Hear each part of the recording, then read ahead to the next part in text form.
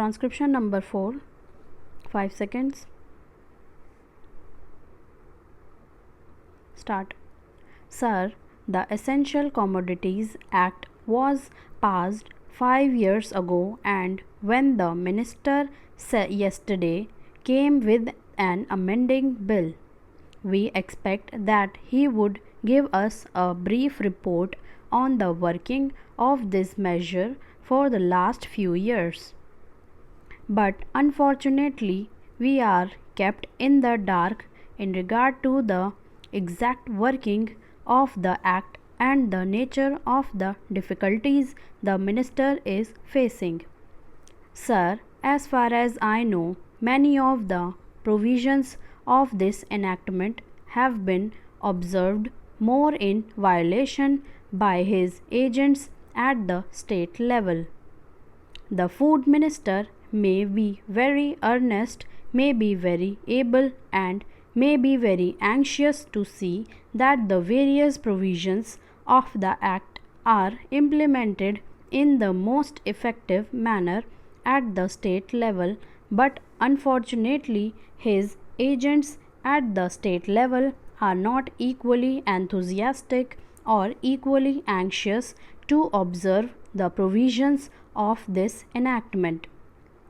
The most important objectives of this enactment are to control the supply and distribution of commodities and to maintain a stable price level.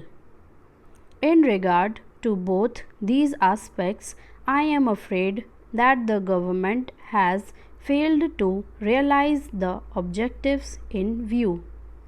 Some time past, when there was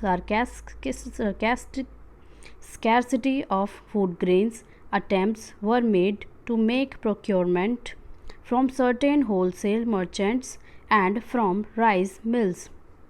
In my own state, I know of many instances of such procurement where, after making known that certain things had to be done and certain steps had to be taken by the merchant community, nothing was done later on by the government when they found that these very orders of the government were violated.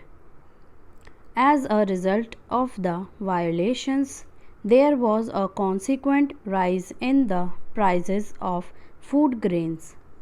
In respect of other commodities like iron and steel, paper, etc., we see a lot of speculative activities, but the provisions of the Act have not been brought to bear on them.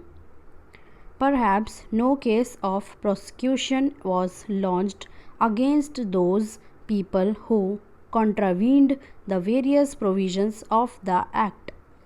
We are interested to know in how many cases the government have taken steps to prosecute individuals who have violated the various sections of the Act.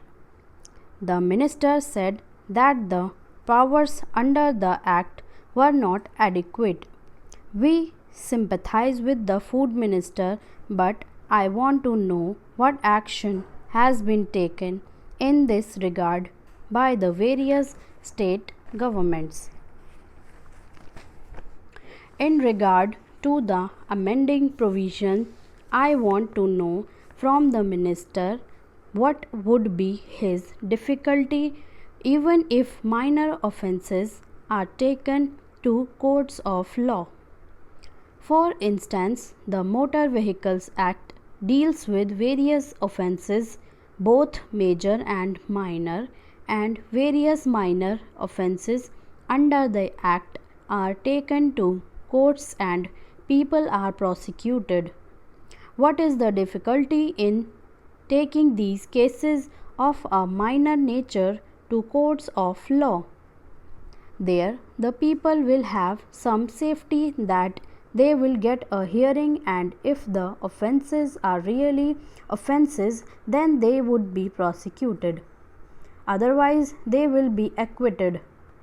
Here, the minister says that there should be a security deposit. If there is a violation of a particular provision of the enactment, then the executive authority will have the power either to confiscate a part of the amount or the whole of the amount. We are clothing the executive authority with more powers. I do not grudge giving powers to the executive authority, provided they are used properly and effectively and in a most fair manner. But unfortunately, there have been discriminations apart from the ineffectiveness of the various provisions. Wherever these provisions were used, there had been discriminatory use of these provisions against a few or in favor of a few. Normally, when offences are clothed with more powers, there is large scope for corruption. I feel that it would be desirable to avoid such malpractices, and it would be desirable, I think, that even for minor offences, the parties should have a chance defend their actions.